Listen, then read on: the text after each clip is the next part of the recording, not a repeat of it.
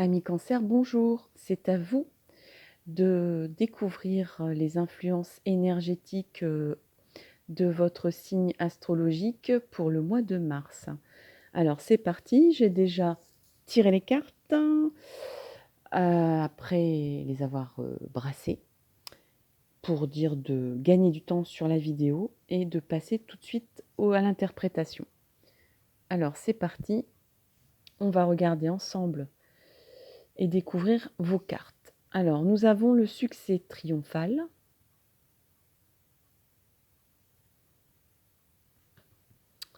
Nous avons le mouvement, le choix et les décisions.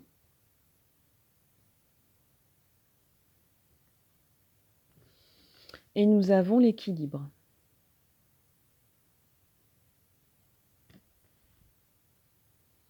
Sachez, amis Cancer, que c'est un très beau tirage. Ce n'a pas été le cas pour d'autres signes. Alors, regardez quand même vos signes ascendants, peut-être, pour modérer un peu tout ça. Là, on va parler des signes solaires. Par exemple, les cancers ascendant cancer. Là, ça sera quand même... on est quand même dans une concordance et des énergies pures. Sachant que votre thème astral, il est composé de plein de choses, de plein de maisons, de plein de planètes qui se trouvent à des signes différents. On s'attache beaucoup aux signes solaires, c'est-à-dire l'endroit où était le soleil au moment de votre naissance.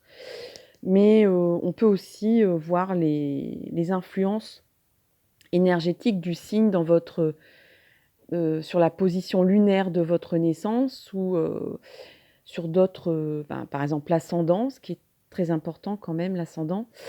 Vous pouvez voir ça sur des sites astrologiques très facilement, c'est très facile à calculer.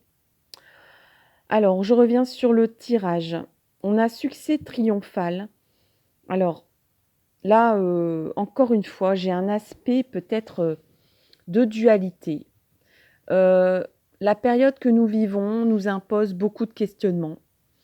On a encore une fois le côté sombre et le côté lumineux, avec l'épée qui surgit de terre et qui brandit son épée. Enfin, la main brandit l'épée. Et on a le chiffre 1, donc c'est un démarrage. C'est le démarrage d'un cycle, c'est le début, mais le début triomphal d'un cycle. Il y a quand même une main qui sort de terre ici, hein.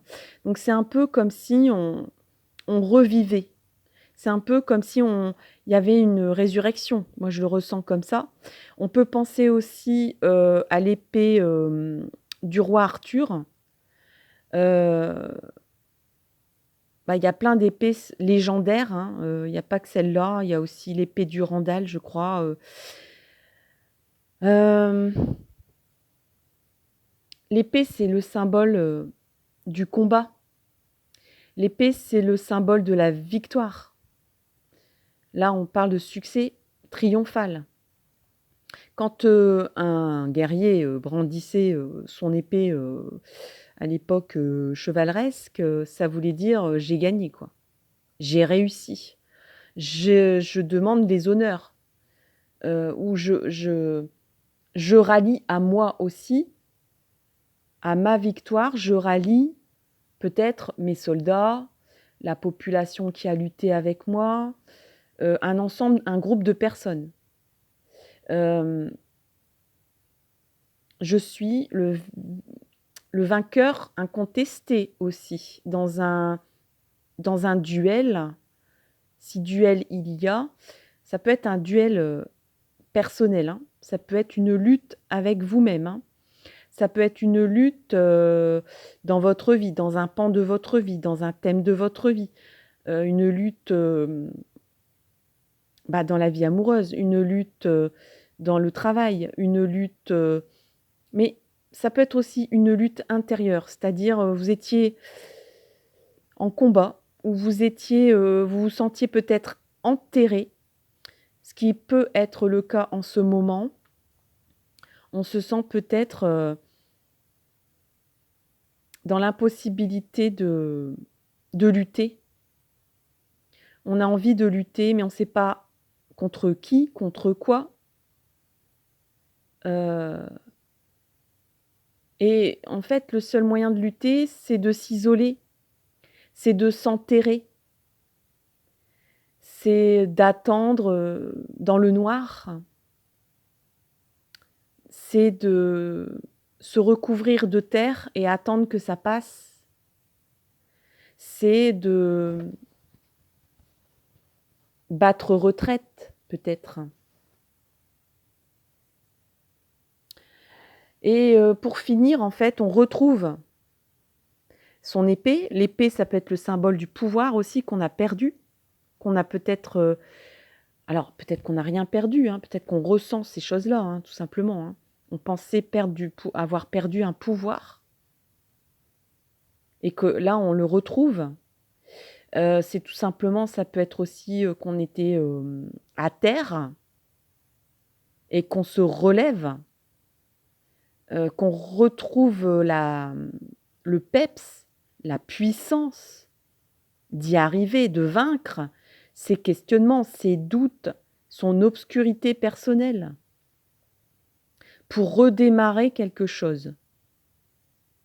Parce qu'après, une bataille, après une guerre, bah, qu'est-ce qu'on fait finalement? Eh ben, on redémarre, c'est-à-dire qu'on rebâtit quelque chose. On peut pas, c'est difficile de passer à autre chose, voilà, il s'est rien passé. Ben si, il s'est passé des choses. On est obligé de reconstruire, de rebâtir quelque chose de nouveau pour que ces conflits ne reviennent plus. On doit réinventer quelque chose. On doit réinventer, une nouvelle façon de vivre peut-être. Hein, si on prend la symbolique des dernières guerres que nous avons subies, dans le monde, souvent il y a une réconciliation aussi. Il y a aussi une autre façon de voir les choses, une autre façon de considérer l'avenir. Plus jamais rien n'est pareil. Parce que si on recommence, voilà, si on crie victoire et on recommence comme avant, bah, on n'a pas vraiment gagné, quoi. On a juste gagné une bataille, mais on n'a pas gagné la guerre. Donc il faut quand même se remettre en question aussi, après une bataille, après une guerre. Pourquoi il y a eu cette bataille? Et comment faire pour qu'elle n'arrive plus, pour qu'elle revienne pas, pour qu'on ne se sente pas à nouveau enterré, pour qu'on ne se sente pas à nouveau dépossédé de notre puissance, de notre pouvoir. Alors peut-être que vous étiez à terre, peut-être que vous vous sentiez impuissant, impuissante, et vous retrouvez toute cette énergie, je vous rassure. Deuxième carte, le mouvement, le choix, les décisions. Alors, quand ça suit ce que je viens de dire. Après une bataille, après une guerre, on est victorieux, on est content, on est heureux, on a gagné. Mais qu'est-ce qu'on fait après? Eh ben, on réfléchit et on se dit: «Est-ce qu'on continue comme ça ou est-ce que...» Non, on va, changer les choses, on va améliorer les choses pour que ça n'arrive plus et aussi pour rebâtir. Donc là, eh ben, on arrive, voilà, fin de l'immobilisme, on bouge, on fait des choix et on prend des décisions. Donc là, on a un personnage, on a toutes les couleurs pratiquement, des chakras ou de l'arc-en-ciel, comme vous voulez. C'est très coloré, très lumineux. On a plein de couleurs dans la tête, rien n'est terne. On a envie de repeindre, les murs de la vie, si j'ai envie d'être poétique. Alors on a le chakra orange, le chakra jaune. Alors orange, c'est, la sensualité, c'est la connexion au corps, l'expression du corps. Ici, c'est la confiance en soi. Attention à ce qu'il ne soit pas trop intense, parce que ça peut devenir une nourriture pour l'ego. Ici, on a le chakra, alors on a 2 symboles du chakra du cœur ici. Donc, on a le rose avec 2 alliances, donc il peut y avoir des décisions d'union. Ici, on a une graine, il peut y avoir des décisions de bâtir quelque chose ensemble, donc soit se mettre en couple, décider de faire un bébé ou d'avoir un projet à 2, bâtir quelque chose ensemble. Et ici, on a le chakra de la communication et je dirais même peut-être des 2 autres chakras, c'est-à-dire du troisième œil, pardon, et du chakra coronal parce qu'on a aussi des nuages et donc la couleur blanche et le symbole aussi de l'esprit, quoi. Donc là, on a vraiment comme, un rééquilibrage des chakras, des énergies. On se relève. On était en mode survie. C'est pour ça que le chakra rouge ici, n'est pas très, c'est le seul qui n'est pas là, j'ai envie de dire. On a aussi le chiffre 2 qui peut faire penser à l'union de 2 êtres, un rééquilibrage de 2 personnes ou d'un groupe ou de 2 entités opposées. On a une ouverture d'esprit, une ouverture de cœur, une ouverture d'âme. On a à nouveau confiance en soi et on écoute son corps et on donne droit à l'expression corporelle. Et on communique aussi avec le chakra de la gorge. Alors, mouvement, choix et décision pour le mois de mars pour les cancers, ce qui amène l'équilibre et je dirais même une protection céleste. C'est votre chemin d'âme que vous êtes en train de débloquer. Et ici, on a encore le symbole de l'épée. Je vais essayer de faire un zoom sur le personnage. Voilà. Voilà ce que ce personnage angélique vous amène. Donc, le pouvoir avec l'épée, le calice, c'est le symbole au niveau des tarots des sentiments. Le calice, alors le chiffre 1 pour la coupe, les coupes, c'est vraiment le symbole de l'amour, l'amour pur, quoi. On a l'étoile. L'étoile, ça peut être considéré comme un denier.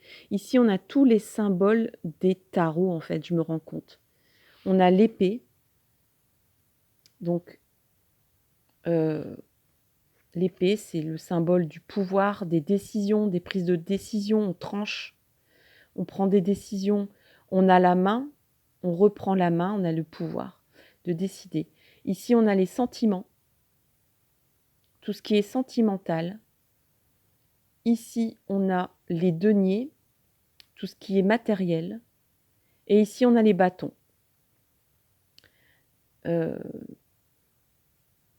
Alors là, oui, effectivement, il y a un équilibrage des forces mentales, de votre force d'âme aussi, de vos émotions. Il y a une maîtrise aussi qui revient. Et il y a une construction surtout, hein. On reconstruit sur des bonnes bases. On va démarrer quelque chose, on est sur un démarrage. Et ça peut être basé sur un couple.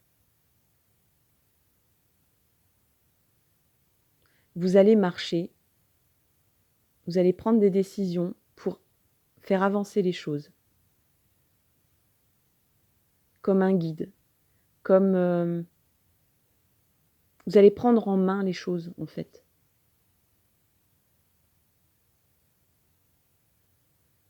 Et c'est vous allez peut-être être un guide pour quelqu'un aussi. Ou pour un groupe de personnes. vous serez peut-être quelque part un peu comme le sauveur, quoi.